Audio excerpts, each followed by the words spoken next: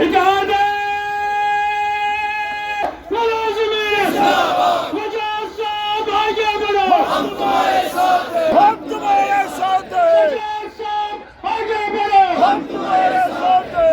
तुथ सखनवर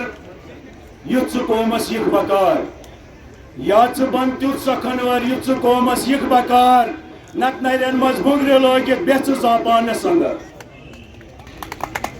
यह शार ज्यादा सनिस हुकूमतस वनस सूट करा कि Jammu Kashmir employ joint action committee के बैनर तले आज का जो प्रोग्राम हो रहा है, ये तवारीखी प्रोग्राम इसलिए है कि आज तक एम्प्लॉय जॉइंट एक्शन कमेटी के चार्टर डिमांड्स में बहुत सारी डिमांड्स हुआ करती थी और डेली वेज कैजुअल लेबर का भी उसमें जिक्र हुआ करता था। लेकिन आज सिर्फ 1 पॉइंट प्रोग्राम है, वो है यहाँ का आर्जी मुलाजिम मुख्तलिफ महकमों में जो तैनात है मुख्तलिफ नामों के तहत है, तो उनकी रेगुलराइजेशन के लिए, उनकी मिनिमम वेज एक्ट इम्प्लीमेंटेशन के लिए यहाँ पे हम जमा हुए और सरकार को हम पुरअमन तरीके से ये मैसेज पहुँचाना चाहते हैं कि जो वादे आपने किए हैं इलेक्शन मैनिफेस्टो के दौरान, इलेक्शन रैलीज़ के दौरान, इलेक्शन मीटिंग्स के दौरान, हिज़्ब इख्तिदार के लोगों ने, हिज़्ब इख्तिलाफ के लोगों ने, यहाँ के पॉलिटिकल पार्टीज़ ने, उन सब से हमारी दर्दमंदाना अपील होगी, आप उन वादों को पूरा करिएगा, चाहे वो हिज़्ब इख्तिदार के लोग हैं, चाहे वो हिज़्ब इख्तिलाफ के लोग हैं। और दूसरी बात हम ये कहना चाहते हैं, जो हमारे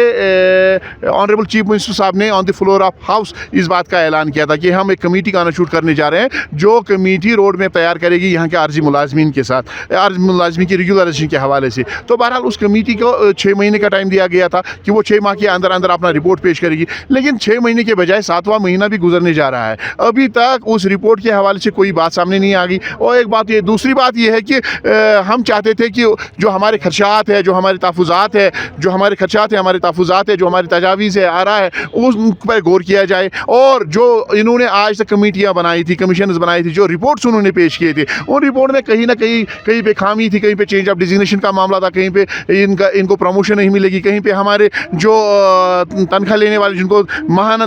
2 महीने तनख्वाह दी जाती थी, 12 महीना काम लिया जाता था, किसी को मीगर अमाउंट दिया जाता था, उनका जिक्र नहीं था, सफाई कर्मचारी का जिक्र कहीं नहीं था, कुक्स का जिक्र कहीं नहीं था। उन सब के हवाले से हम सरकार के साथ बैठकर एक फैसला लेना चाहते हैं, एक मुलाजिम दोस्त पॉलिसी सामने लाना चाहते हैं, ताकि बार बार हमारे मुलाजिम को सड़कों का रुख न करना पड़े, ये मामला हमेशा हमेशा के लिए हल हो जाए। लेकिन सरकार इसमें संजीदा नहीं दिख रही है, तो इसलिए हमने एक बार फिर आज यहाँ पे बैठ के एम्प्लॉय जॉइंट एक्शन कमेटी के बैनर तले सरकार को पुरअमन तरीके से मैसेज दे दी। अगर सरकार इस पर गौर नहीं करती है तो हमारे पास कोई चारा नहीं रहता है, तो हमें जमहूरियत और आईन ने हक दे दिया है, फिर हम अपनी आवाज़ उनको किसी और तरीके से भी सुना सकते हैं। तो बहरहाल मुझे पूरी उम्मीद है कि यहाँ के ऑनरेबल चीफ मिनिस्टर साहब जब 2014 में सरकार में वज़ीर आला थे, तो उस वक्त का मामला ये लटका हुआ है, उस वक्त इस मामले पर सियासतकारी की गई। तो आज मुझे पूरी उम्मीद है वो इस पर सियासतकारी नहीं करेंगे, ये इंसानी और समाजी मामला है, इस पर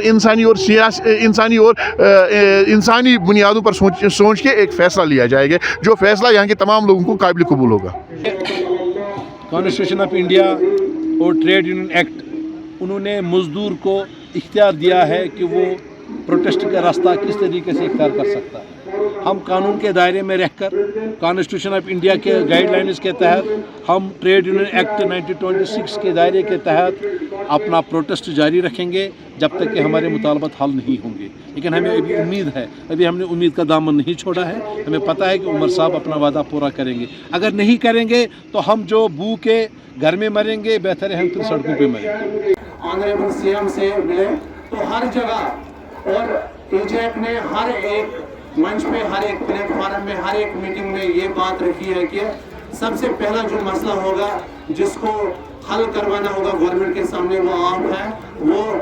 टेम्परेरी मुलाजमीन है, उनके जितने भी जेन्युइन